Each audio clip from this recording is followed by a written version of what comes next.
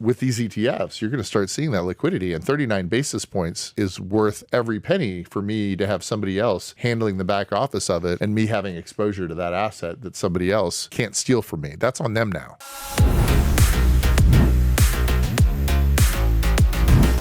The Fidelity and the other spot Bitcoin ETF issuers are saying that it's going to be announced probably sometime today. Like, this is the rumor is that, like, while they said Fidelity already has they've all started putting the points on 0.39, 0.59. Yeah, their management fees, and it's actually quite spectacular because that really is going to drive.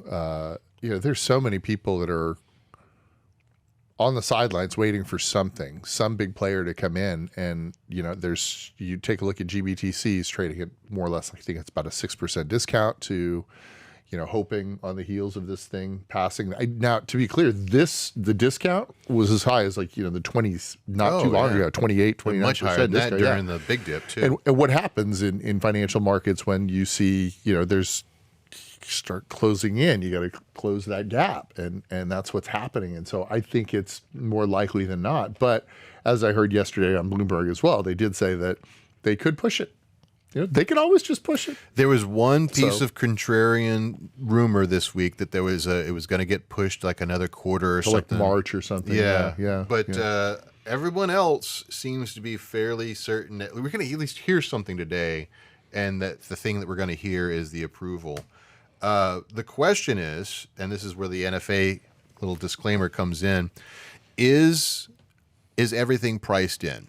And before you answer that, I don't want it to be like a gotcha. BlackRock is saying they are still going to seed and they haven't purchased the Bitcoin yet. I'm going to say that I think this is a beginning to a race to the bottom of the transaction fees, and you're going to see a lot of the companies that were standard brokerages. And you mean by that the ETF transaction fees? I mean, right? Not the ETF, Bitcoin transaction fees. Really for that too, right? Because the dumb money, the people that are actually buying and selling Bitcoin on Coinbase versus, we have all these different platforms that if you were going to buy these types of things, not that I am telling anyone to buy or sell anything when it comes to this, but ultimately it's not cheap, right? You've got, unless you have a really deep data pool, you're buying, a coin at a time, 10 coins at a time. It's not like you're buying, if I want to buy $10 million worth of GBT or Bitcoin, you're going to buy it all over the place. There's no deep liquidity for it. With these ETFs, you're going to start seeing that liquidity, and 39 basis points is worth every penny for me to have somebody else handling the back office of it and me having exposure to that asset that somebody else can't steal from me. That's on them now, right? And 39 basis points, which for everyone else it's like basically 0.4%. It's not a lot. No. And it makes it a much more attractive alternative to trying to figure out how to create your own wallet and not get it lost. You know who gets, at least if they're doing rack rate, who gets